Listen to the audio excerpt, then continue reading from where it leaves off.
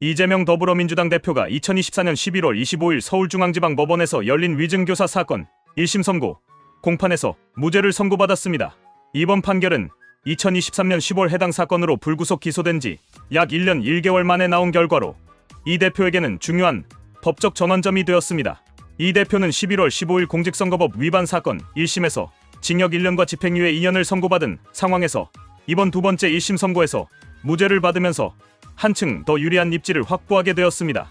이재명 대표는 현재 총 8개의 사건과 12개의 혐의로 5개의 재판을 받고 있으며 이번 위증교사 사건은 두 번째로 1심 선고가 내려진 사건입니다. 이 사건은 2018년 경기도지사 선거 과정에서 있었던 한 방송 토론회에서 이 대표가 검사 사칭 사건과 관련해 발언한 내용을 둘러싼 법적 논란에서 비롯되었습니다. 이재명 대표는 당시 검사를 사칭하지 않았고 억울하게 누명을 쓴 것이라고 주장했으나 이 발언이 허위사실 공표로 판단되어 공직선거법 위반 혐의로 기소되었습니다.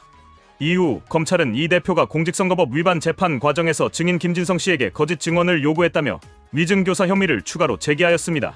서울중앙지법 형사 33무 재판장 김동현은 이번 위증교사 사건의 판결에서 이 대표에게 위증교사의 고의성이 있었다고 보기 어렵다는 결론을 내렸습니다. 재판부는 이 대표와 증인 김진성 씨 간의 통화 내용이 구체적인 거짓 증언을 요청한 것으로 보기에 부족하며 당시 이 대표가 김 씨의 증언이 거짓이라는 사실을 알고 있었다는 검찰의 주장도 설득력이 부족하다고 판단했습니다.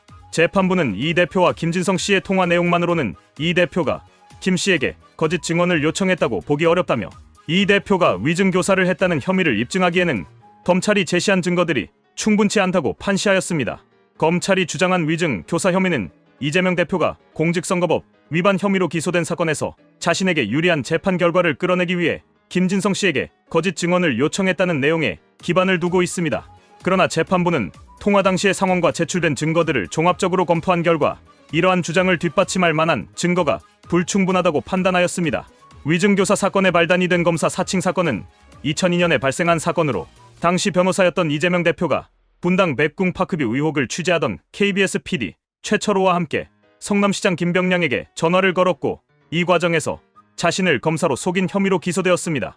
이 사건으로 이 대표는 공무원 자격 사칭 혐의로 벌금 150만 원을 선고받았습니다. 이후 2018년 경기도지사 선거 방송 토론회에서 이 사건과 관련해 이재명 대표가 검사를 사칭하지 않았다고 주장하면서 논란이 다시 불거졌습니다. 당시 이 대표의 발언은 공직선거법상 허위사실 공표 혐의로 이어졌고 이는 위증교사 혐의와 긴밀히 연결된 상태에서 법적 공방으로 확산되었습니다. 11월 15일에 선고된 공직선거법 위반 사건에서는 이재명 대표가 징역 1년과 집행유예 2년을 선고받았습니다. 법원은 당시 검사를 사칭하지 않았다 느 대표의 발언이 허위사실 공표에 해당한다고 판단하였습니다. 이 사건의 판결은 이 대표에게 정치적 부담으로 작용할 가능성이 큽니다. 하지만 불과 열흘 후인 11월 25일 위증교사 사건에서 무죄 판결을 받으면서 이재명 대표는 일부 법적 부담을 해소하게 되었습니다.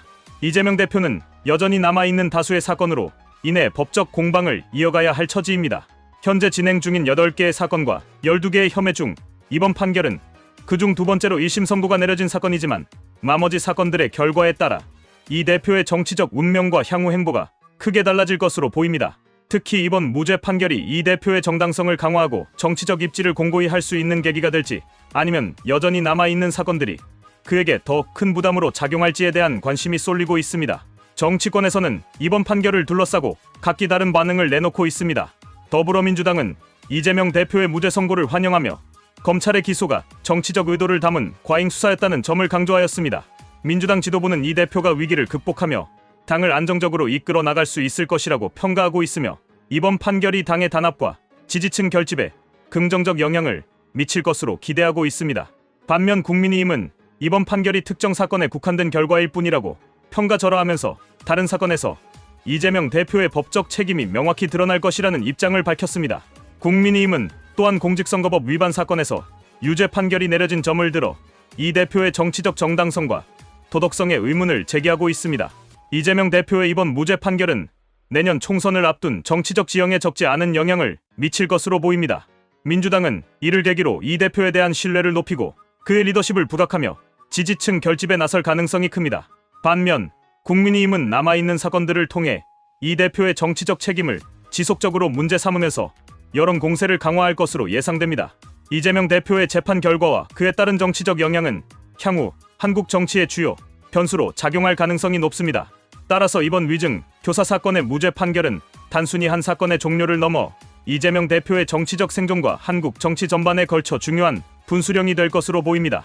그의 남은 재판 결과와 그에 따른 여야의 대응이 내년 총선의 판도를 크게 바꿀 수 있다는 점에서 앞으로의 상황 전개가 주목되고 있습니다.